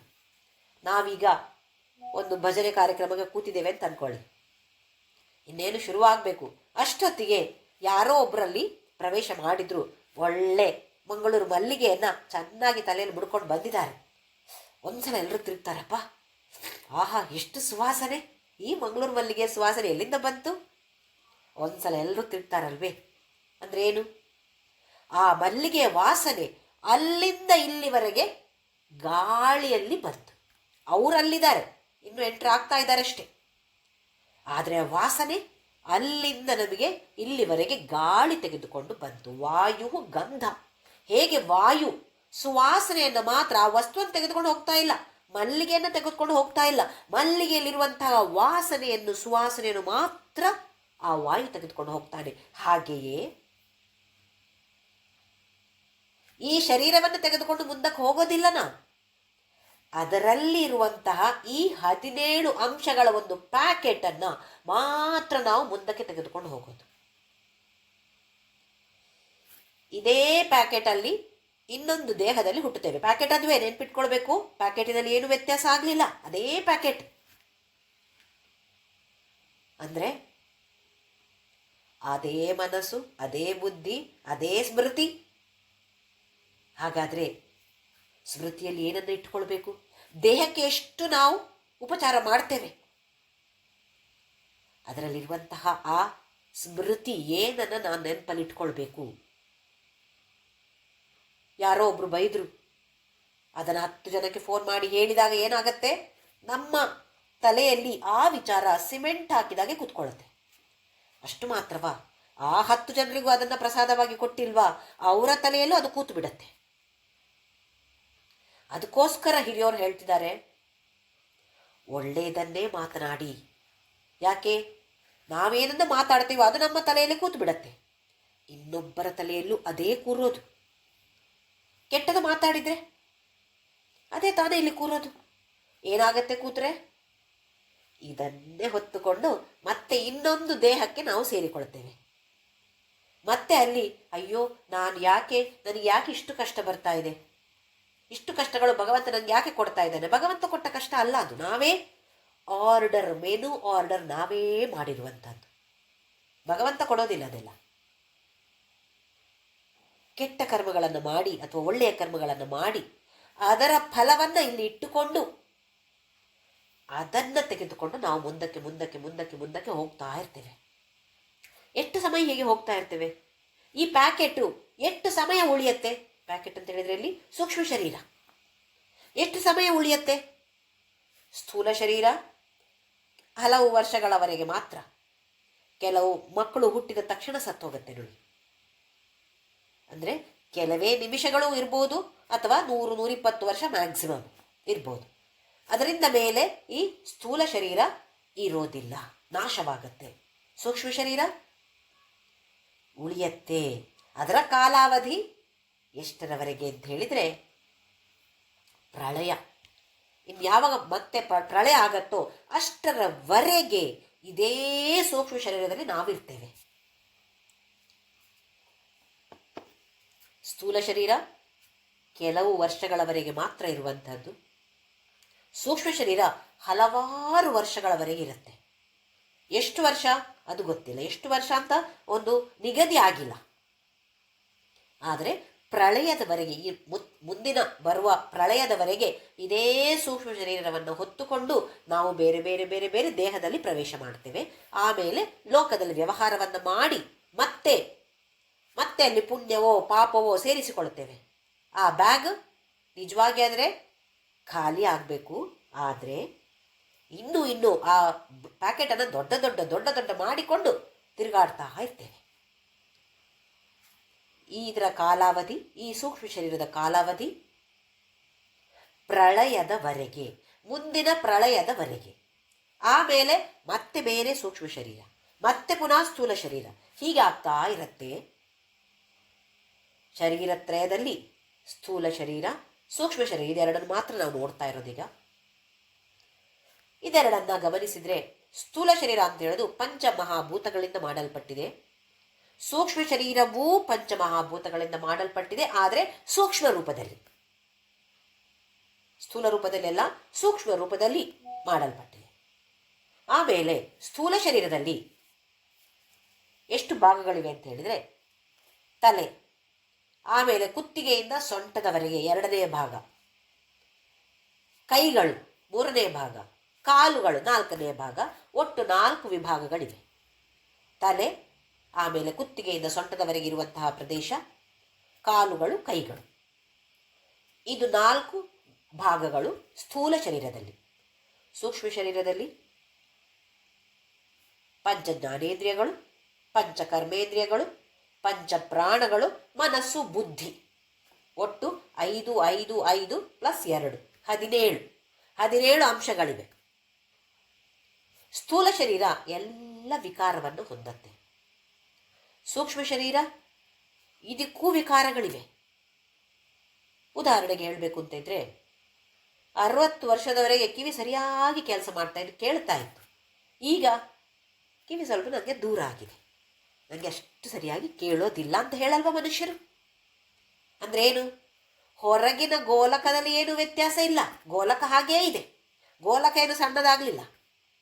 ಆದರೆ ಅದರಲ್ಲಿರುವಂತಹ ಸೂಕ್ಷ್ಮ ರೂಪದಲ್ಲಿರುವಂತಹ ಆ ಶಕ್ತಿ, ಕಣ್ಣಿಗೆ ಕಾಣದೇ ಇರುವಂತಹ ಆ ಶಕ್ತಿ, ಇದು ಕ್ಷೀಣ ಆಗ್ತಾ ಹೋಗುತ್ತೆ. ಕಣ್ಣು 40 ವರ್ಷಕ್ಕೆ 40 ಕನ್ನಡಕ ಬರುತ್ತೆ. ಅಂದ್ರೆ ಏನು?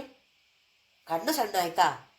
ಗೋಲಕದಲ್ಲಿ ವ್ಯತ್ಯಾಸ ಇಲ್ಲ, ಸ್ಥೂಲ ಶರೀರದಲ್ಲಿ ವ್ಯತ್ಯಾಸ ಇಲ್ಲ. ಆದರೆ ಸೂಕ್ಷ್ಮ ರೂಪದಲ್ಲಿರುವಂತಹ ಈ ಕಣ್ಣು ಇದು ಸರಿಯಾಗಿ ಕೆಲಸ ಮಾಡ್ತಾ ಇಲ್ಲ.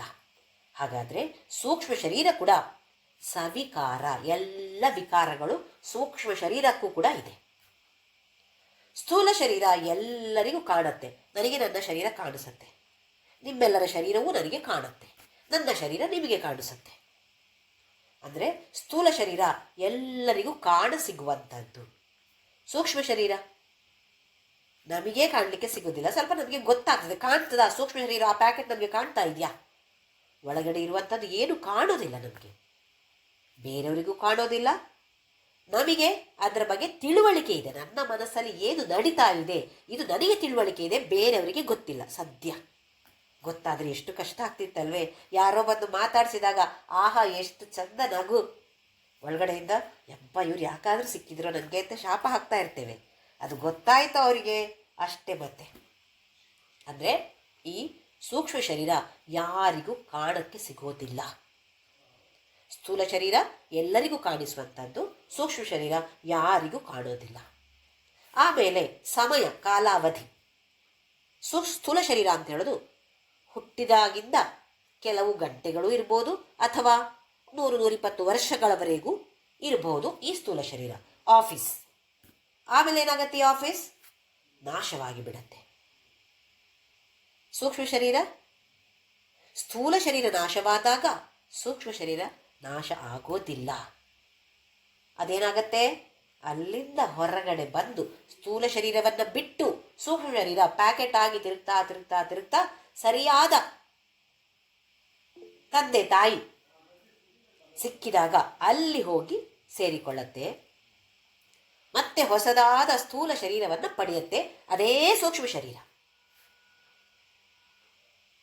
ಇದಕ್ಕೆ ಹೆಸರು ಜನ್ಮ.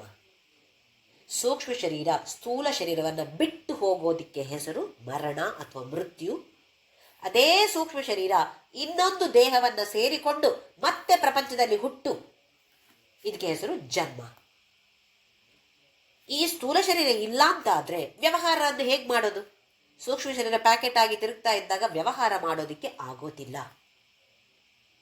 ಹಾಗಾಗಿ ಸ್ಥೂಲ ಶರೀರ ಅಗತ್ಯ ಬೇಕೇ ಬೇಕು.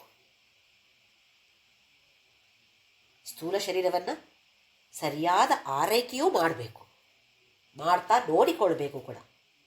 ಸರಿಯಾದ ಆಹಾರ ವಿಹಾರಗಳು ನಿಯಮಗಳನ್ನು ನಾವು ಪಾಲಿಸಬೇಕು. ಎಕ್ಸಸೈಸ್ ಬೇಕೇ ಬೇಕು. ವಾಹನ ಸರಿ ಇಲ್ಲ ಅಂತಾದರೆ ಅದರಲ್ಲಿ ಕೂತ್ಕೊಂಡು ನಾವು ಎಷ್ಟು ಮುಂದೆ ಹೋಗ್ಬೋದು ಹೇಳಿ? ವಾಹನ ಸರಿಯಾಗಿದ್ದರೆ ತಾನೇ ಮುಂದೆ ಹೋಗೋದು. ಹಾಗಾಗಿ ಸ್ಥೂಲ ಶರೀರ ಬೇಕೇ ಬೇಕು. ಈ ಸೂಕ್ಷ್ಮ ಶರೀರ ಅಂತ ಹೇಳೋದು ವಾಹನದಲ್ಲಿರುವ ಒಂದು ಡ್ರೈವರ್ ಹಾಗೆ. ಅದನ್ನು ನಡೆಸೋದು ಯಾರು? ಈ ಸ್ಥೂಲ ಶರೀರವನ್ನು ನಡೆಸೋದು ಯಾರು? ಕೆಲಸವನ್ನು ಮಾಡಿಸೋದು ಯಾರು? ಅದು ಸೂಕ್ಷ್ಮ ಶರೀರ. ಹಾಗಾಗಿ ಒಂದು ವಿಧದಲ್ಲಿ ನೋಡಿದರೆ ಈ ಸ್ಥೂಲ ಶರೀರ ಅಂತ ಹೇಳೋದು ವಾಹನದ ಹಾಗೆ, ಸೂಕ್ಷ್ಮ ಶರೀರ ಅಂತ ಹೇಳೋದು ಈ ವಾಹನವನ್ನು ಚಲಾಯಿಸುವ ಡ್ರೈವರ್. ಸ್ಥೂಲ ಶರೀರ ನಮಗೆ ಕಣ್ಣಿಗೆ ಕಾಣುವ ಹಾಗೆ ಕೈ ಅಲ್ಲಾಡತ್ತೆ, ಕಾಲು ಓಡತ್ತೆ, ಆ ಕಡೆ ಈ ಕಡೆ ಓಡತ್ತೆ. ಆದರೆ ಕೆಲಸ ಮಾಡಿಸುವಂಥದ್ದು ಯಾವುದು? ಆ ಸೂಕ್ಷ್ಮ ಶರೀರ ಮಾತ್ರ. ಸೂಕ್ಷ್ಮ ಶರೀರ ನೋಡಿ, ರಾತ್ರಿ ಮಲಗಿದಾಗ ಒಳ್ಳೆ ಗಾಢ ನಿದ್ದೆ. ಸೂಕ್ಷ್ಮ ಶರೀರ ಏನು ಕೆಲಸ ಮಾಡ್ತಾ ಇಲ್ಲ. ವ್ಯವಹಾರ ಮಾಡೋಕ್ಕಾಗತ್ತಾ? ಸೂಕ್ಷ್ಮ ಶರೀರ ಕೆಲಸ ಮಾಡದೇ ಇದ್ರೆ ಪ್ರಪಂಚದ ಜೊತೆ ಈ ಸ್ಥೂಲ ಶರೀರ ವ್ಯವಹಾರ ಮಾಡೋದಕ್ಕೆ ಸಾಧ್ಯವೇ ಇಲ್ಲ. ಯಾವಾಗ ಈ ಸೂಕ್ಷ್ಮ ಶರೀರ ಕೆಲಸ ಮಾಡುತ್ತೋ ಆಗ ಮಾತ್ರ ಸ್ಥೂಲ ಶರೀರ ಪ್ರಪಂಚದ ಜೊತೆ ವ್ಯವಹಾರ. ವ್ಯವಹಾರ ಅಂತ ಹೇಳಿದ್ರೆ ಏನು, ದುಡ್ಡು ಕೊಟ್ಟು ತಗೊಳ್ಳೋದು ಅದಲ್ಲ ವ್ಯವಹಾರ. ಹೇಳೋದು, ಮಾತನಾಡೋದು, ನೀರನ್ನು ಕುಡಿಯೋದು, ಇದೆಲ್ಲವೂ ಈ ಥರದ ವ್ಯವಹಾರ ಹೇಳ್ತಾ ಇರೋದು. ಇದು ಸ್ಥೂಲ ಶರೀರ ಸೂಕ್ಷ್ಮ ಶರೀರಕ್ಕೆ ಇರುವಂತಹ ವ್ಯತ್ಯಾಸ.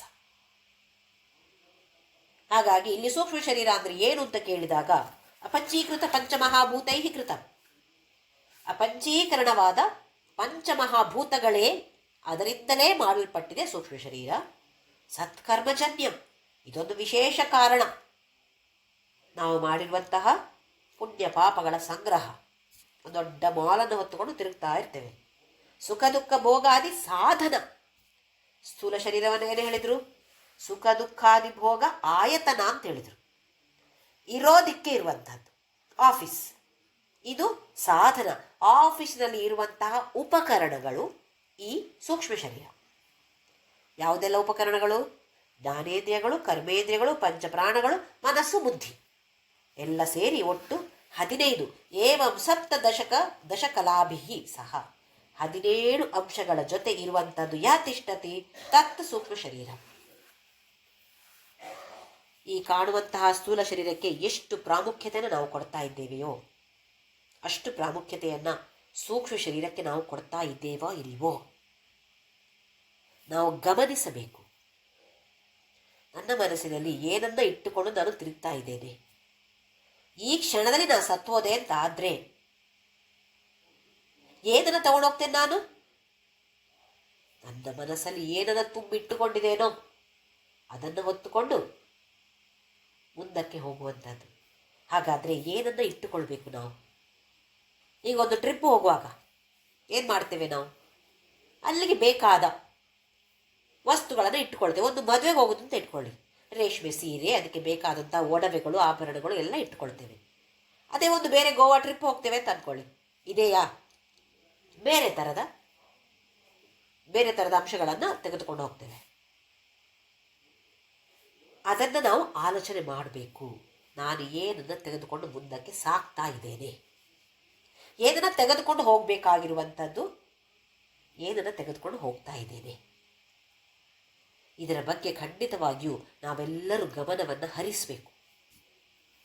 ನನ್ನ ಸ್ಮೃತಿಯನ್ನು ಕೆದಕಿದಾಗ ಏನಿದೆ ಅದರಲ್ಲಿ, ಇದು ಕೂಡ ನಾವು ಗಮನಿಸಬೇಕಾದಂಥ ಅಂಶ.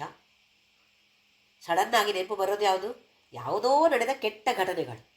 ಒಳ್ಳೆಯ ಘಟನೆಗಳು ನೆನಪು ಬರ್ತಾ ಇಲ್ಲ ಅಂತ ಆದರೆ ನಕಾರಾತ್ಮಕವಾದ ಭಾವನೆಗಳನ್ನು ಇಲ್ಲಿ ತುಂಬಿಟ್ಟುಕೊಂಡಿದ್ದೇನೆ, ಇದೇ ಜಾಸ್ತಿ ಇದೆ ಅಂತ ಆದರೆ ಮತ್ತೆ ನೀಚ ಜನ್ಮ. ಹಾಗಲ್ಲ, ಪುಣ್ಯ ಕಾರ್ಯಗಳನ್ನು ಮಾಡಿದ್ದೇನೆ, ಮಾಡಿದರೆ ಸಾಲದು, ಅದರ ಫಲ ಇದೆ, ಅದರ ಜೊತೆ ನನ್ನ ಸ್ಮೃತಿಯಲ್ಲಿ ಏನಿದೆ, ನಾನು ಮಾಡಿದೆ, ಈ ಪುಣ್ಯ ಕಾರ್ಯ ನಾನು ಮಾಡಿದೆ ಅಂತ ಆದರೆ ಅಹಂಕಾರ ಜಾಸ್ತಿ ಆಯಿತು. ಇದಕ್ಕೆಲ್ಲ ನಾವು ಗಮನವನ್ನು ಹರಿಸಬೇಕು. ಹಾಗಾಗಿ ಈ ಸೂಕ್ಷ್ಮ ಶರೀರ ಮತ್ತು ಸ್ಥೂಲ ಶರೀರದ ವ್ಯತ್ಯಾಸವನ್ನು ತಿಳಿದುಕೊಳ್ಬೇಕು. ನಾವೇನು ಮಾಡ್ತೇವೆ? ನಾನೇ ಈ ಸ್ಥೂಲ ಶರೀರ ಅಂತ ಹೇಳುವ ಒಂದು ಭಾವನೆ ಇದೆ. ಓ, ಭಾರಿ ಶೀತ ಆಗಿದೆ ನನಗೆ. ಯಾರಿಗೆ? ದೇಹಕ್ಕೆ. ನಾವೇನು ಹೇಳೋದು?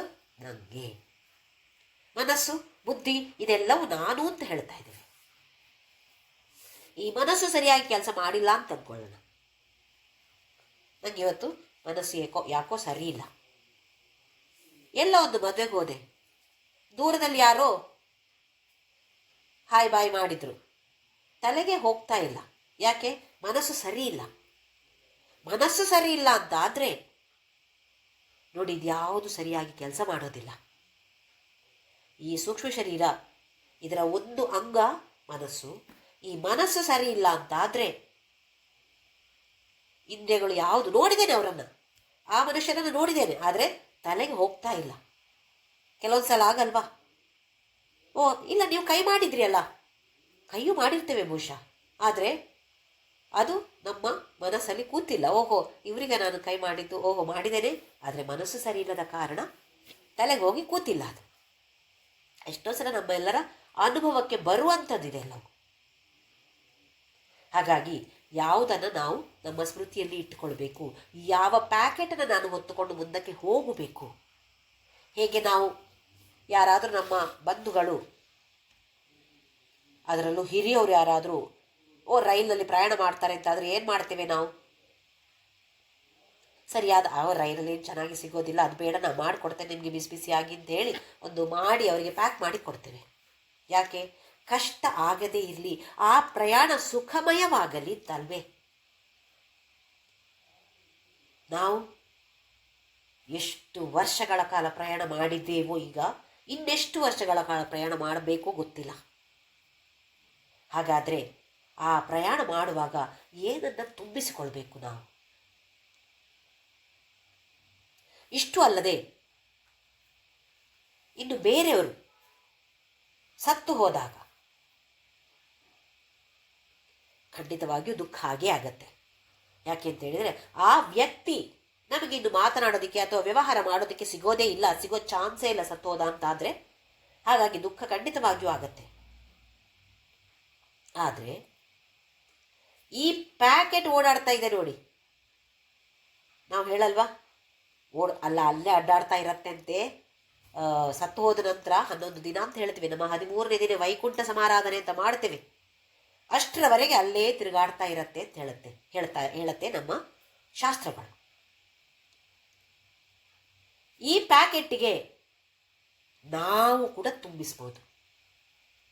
ಏನನ್ನು ತುಂಬಿಸ್ಬೋದು? ಒಳ್ಳೆಯದನ್ನು ತುಂಬಿಸ್ಬೋದು, ಕೆಟ್ಟದನ್ನು ತುಂಬಿಸ್ಬೋದು. ಹೇಗೆ ಕೆಟ್ಟದನ್ನು ತುಂಬಿಸೋದು? ಅಯ್ಯೋ ಅಯ್ಯೋ ಅಯ್ಯೋ ಅಂತೇಳಿ ಅಳ್ತಾ ಕೂತು, ನೀವು ಬಿಟ್ಟೋದ್ರಿ ಅಥವಾ ಯಾರೇ ಆಗಿರಲಿ, ಇದನ್ನೇ ಹೇಳ್ತಾ ಅಳ್ತಾ ಕೂತಿದ್ರೆ, ಎಲ್ಲರೂ ಬಂದವರೆಲ್ಲರೂ ಅಳ್ತಾ ಕೂತಿದ್ರೆ ಏನಾಗತ್ತೆ? ಅದೇ ಆ ಅಳೋದು ಅಂತೇಳಿ ನಕಾರಾತ್ಮಕವಾದ ಭಾವನೆ. ಆ ಭಾವನೆಗಳೇ ಅಲ್ಲಿ ಹೋಗಿ ಆ ಪ್ಯಾಕೆಟಲ್ಲಿ ಕೂಡ ಸೇರಿಕೊಳ್ಳುತ್ತೆ. ನಮ್ಮ ಮನಸ್ಸಿನಲ್ಲಿ ಮಾತ್ರವೇ ಅಲ್ಲದೆ ಆ ಪ್ಯಾಕೆಟಲ್ಲಿ ಕೂಡ ಸೇರಿಕೊಳ್ಳುತ್ತೆ. ಅದೇ ನಾವು ವಿಷ್ಣು ಸಹಸ್ರನಾಮದ ಪಾರಾಯಣ ಇಲ್ಲ ನಾಮಜಪ ಇದನ್ನು ಮಾಡಿದರೆ, ಶವವನ್ನು ಇಟ್ಟುಕೊಂಡು, ಶವಕ್ಕೆ ದಹನ ಮಾಡಬೇಕು ಅಂತಾದರೆ ಸ್ವಲ್ಪ ಸಮಯ ಇರುತ್ತೆ, ಆ ಶವವನ್ನು ಮುಂದೆ ಇಟ್ಟುಕೊಂಡು ನಾಮಜಪವೋ ವಿಷ್ಣು ಸಹಸ್ರನಾಮದ ಪಾರಾಯಣ ಮಾಡಿದರೆ ಖಂಡಿತವಾಗಿಯೂ ಅದರ ಫಲ ಆ ಸೂಕ್ಷ್ಮ ಶರೀರಕ್ಕೆ ಸೇರಿಕೊಳ್ಳುತ್ತೆ. ಹಾಗಾಗಿ ಪುತ್ರ ಪುತ್ರಿ ಅಂದರೆ ಏನರ್ಥ? ಕಾಪಾಡುವಂಥವರು. ನರಕಕ್ಕೆ ಹೋಗೋದ್ರಿಂದ ತಂದೆ ತಾಯಿಗಳನ್ನು ಕಾಪಾಡುವಂಥವರು ಪುತ್ರ ಪುತ್ರಿ, ಕರ್ತವ್ಯ ಇದೆ. ಏನು? ಅವರು ಅವರ ಪ್ಯಾಕೆಟ್ನಲ್ಲಿ ಏನು ತುಂಬಿಸಿಕೊಂಡಿದ್ದಾರೋ ನಮಗೆ ಗೊತ್ತಿಲ್ಲ. ಆದರೆ ನಾವು ಈಗ ಕೊನೆಯದಾಗಿ ಯಾವ ಗಿಫ್ಟನ್ನು ಅವರಿಗೆ ಕೊಡ್ಬೋದು, ಯಾವುದನ್ನು ಅವರ ಪ್ಯಾಕೆಟಲ್ಲಿ ತುಂಬಿಸಿಕೊಡ್ಬೋದು ನಾವು? ಇದರ ಬಗ್ಗೆ ಖಂಡಿತವಾಗಿಯೂ ನಾವೆಲ್ಲರೂ ಗಮನ ಹರಿಸಬೇಕು. ಅಳ್ತಾ ಕೂರೋದು ಬೇರೆ ವಿಚಾರ, ದುಃಖ ಖಂಡಿತವಾಗಿಯೂ ಆಗೇ ಆಗತ್ತೆ. ಆದರೆ ನಾನು, ನನ್ನ ತಂದೆ ತಾಯಿಯೋ ಯಾರೋ ಬಂಧು ಎಲ್ಲೇ ಇರ್ಬೋದು, ಎಲ್ಲಿದ್ದರೂ ಕೂಡ ಅವರ ಹೆಸರಿನಲ್ಲಿ ನಾವು ಈ ನಾಮಜಪವೋ ಇದರ ಪಾರಾಯಣವನ್ನು ಮಾಡಿದಾಗ, ಭಗವದ್ಗೀತೆ ಇರ್ಬೋದು, ಅದರ ಫಲ ಆ ಪ್ಯಾಕೆಟ್ನಲ್ಲಿ ಸೇರಿಕೊಳ್ಳುತ್ತೆ ಅಂತ ಹೇಳುತ್ತೆ ನಮ್ಮ ಶಾಸ್ತ್ರ. ಹೇಗೆ ಒಂದು ರೈಲಿನ ಪ್ರಯಾಣ ಮಾಡಬೇಕು ಅಂತಾದರೆ ಒಳ್ಳೆಯದಾದ ಶುದ್ಧವಾದ ಪರಿಶುದ್ಧವಾದ ಆಹಾರವನ್ನು ಪ್ಯಾಕ್ ಮಾಡಿ ಕೊಡ್ತೇವೆಯೋ, ಹಾಗೆಯೇ ಯಾವತ್ತೂ ಒಳ್ಳೆಯದನ್ನೇ ಕೊಡಬೇಕು. ಆದರೆ ಕೊನೆಯ ಕ್ಷಣದಲ್ಲಿ ಖಂಡಿತವಾಗಿಯೂ ಅದು ಆ ಸೂಕ್ಷ್ಮ ಶರೀರವನ್ನು ಖಂಡಿತವಾಗಿಯೂ ಸೇರಿಕೊಳ್ಳುತ್ತೆ. ಹಾಗಾಗಿ ಯಾರೇ ಆಗಿರಲಿ, ಮರಣ ಹೊಂದಿದ್ರು ಅಂತಾದರೆ ನಮ್ಮ ಬಹಳ ಹತ್ತಿರದ ಬಂಧು ಇರ್ಬೋದು ಅಥವಾ ದೂರದ ಬಂಧುವೇ ಇರ್ಬೋದು, ನಾವು ಅವರಿಗೆ ಕೊಡುವಂತಹ ಒಂದು ಗಿಫ್ಟ್ ಅಂತ ಹೇಳಿದ್ರೆ ನಾಮಜಪ. ಅವರನ್ನು ಒಂದು ಸಲ ಸ್ಮರಿಸಿಕೊಂಡು ನಾಮಜಪವನ್ನು ಮಾಡಿದರೆ ಈ ನಾಮಜಪದ ಫಲ ಆ ಸೂಕ್ಷ್ಮ ಶರೀರವನ್ನು ಸೇರಿಕೊಳ್ಳುತ್ತೆ. ಹಾಗಾಗಿ ದುಃಖವನ್ನು ಬಿಟ್ಟು ನಾನು ಅವರಿಗೆ ಯಾವ ಬಹುಮಾನವನ್ನು ಕೊಡ್ಬೋದು? ಜೀವದಲ್ಲಿದ್ದಾಗ ಸೀರೆಯೋ ಚಿನ್ನವೋ ಇನ್ನೊಂದೋ ಮತ್ತೊಂದು ಬಹುಮಾನವನ್ನು ಕೊಟ್ಟಿದ್ದೇವೆ, ತಗೊಂಡು ಹೋಗಕ್ಕಾಯ್ತಾ? ಅವರಿಗೆ ತಗೊಂಡು ಹೋಗಕ್ಕೆ ಆಗ್ತಾ ಇಲ್ಲ ತಾನೆ. ಯಾವುದನ್ನು ತಗೊಂಡು ಹೋಗ್ಬೋದು ಅದನ್ನು ಕೊಡಬೇಕು ನಾವು. ಅಳ್ತಾ ಕೂತಿದ್ರೆ ಅದೇ ಮತ್ತೆ ಮತ್ತೆ ಆ ಸೂಕ್ಷ್ಮ ಶರೀರಕ್ಕೂ ಹೋಗಿ ಅದು ಬಾಧ ಪಡತ್ತೆ. ಸೂಕ್ಷ್ಮ ಶರೀರದಲ್ಲಿ ಮನಸ್ಸು ಇದೆ, ಸೂಕ್ಷ್ಮವಾಗಿ ಕಣ್ಣು ಇದೆ, ಕಿವಿ ಇದೆ, ಎಲ್ಲ ಕೇಳತ್ತೆ ಆ ಸೂಕ್ಷ್ಮ ಶರೀರಕ್ಕೆ. ನಾವು ಅಳ್ತಾ ಇರ್ತೇವೆ, ಅಯ್ಯೋ ಬಿಟ್ಟು ಹೋದ್ರ, ಅದು ಸೂಕ್ಷ್ಮ ಶರೀರಕ್ಕೆ ಕೇಳ್ತಾ ಇರುತ್ತೆ. ಯಾಕೆ? ಸೂಕ್ಷ್ಮ ರೂಪದಲ್ಲಿ ಕಿವಿ ಇದೆ, ಗೋಲಕ ಇಲ್ಲ. ಸೂಕ್ಷ್ಮ ರೂಪದಲ್ಲಿ ಕಾಣ್ತಾ ಇದೆ ಅದಕ್ಕೆ.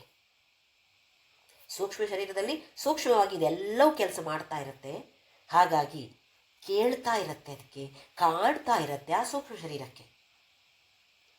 ಸೂಕ್ಷ್ಮ ಶರೀರ ಅದಕ್ಕೆ ಬಾಯಿ ಇದ್ದರೆ ಅದು ಹೇಳ್ತಿದ್ದೆ, ಯಾಕೆ ಅಳ್ತಾ ಇದ್ರಿ, ನಾನು ಇಲ್ಲಿದ್ದೇನೆ ಅಂತ ಹೇಳ್ತಾ ಇತ್ತು. ಅದಕ್ಕೆ ಬಾಯಿ ಇಲ್ಲ, ಗೋಲಕ ಇಲ್ಲ. ಹಾಗಾಗಿ ಇದೆಲ್ಲ ನಾವೆಲ್ಲರೂ ಗಮನಿಸಬೇಕಾದ ನಮ್ಮ ಸನಾತನ ಧರ್ಮ ಅದ್ಭುತವಾಗಿ ವಿವರವಾಗಿ ನಮಗೆ ಹೇಳ್ತಾ ಇದೆ. ಯಾರೇ ಆಗಿರಲಿ, ಮರಣ ಹೊಂದಿದ್ರು ಅಂತಾದರೆ ಒಂದು ಕ್ಷಣ ಆದರೂ ಕೂಡ ನಮ್ಮ ಪ್ರಾರ್ಥನೆಯನ್ನು ನಾವು ಸಲ್ಲಿಸಲೇಬೇಕು. ಕೆಲವೊಂದು ಕಡೆ 1 ನಿಮಿಷದ ಮೌನ ಪ್ರಾರ್ಥನೆ, 2 ನಿಮಿಷದ ಮೌನ ಪ್ರಾರ್ಥನೆ ಅಂತ ಮಾಡ್ತೀವಿ ನೋಡಿ. ಇದೆ ಈ ಫಲ ಆ ಸೂಕ್ಷ್ಮ ಶರೀರವನ್ನು ಸೇರಿಕೊಳ್ಳುತ್ತೆ. ಆ ಪ್ಯಾಕೆಟಲ್ಲಿ ಏನು ತುಂಬಿಸ್ತಾ ಇದ್ದೇವೆ? ಒಳ್ಳೆಯದನ್ನು ತುಂಬಿಸ್ತಾ ಇದ್ದೇವೆ. ಈ ಒಳ್ಳೆಯ ಪುಣ್ಯ ಫಲಗಳನ್ನು ತುಂಬಿಸಿದಾಗ ಆ ಸೂಕ್ಷ್ಮ ಶರೀರದ ಪ್ರಯಾಣ, ಮುಂದಕ್ಕೆ ಇರುವಂತಹ ಪ್ರಯಾಣ ಸ್ವಲ್ಪ ಇದ್ದಕ್ಕಿಂತ ಸ್ವಲ್ಪ ಸುಲಭವಾಗಬಹುದು ಅಥವಾ ಸುಖಮಯವಾಗಬಹುದು.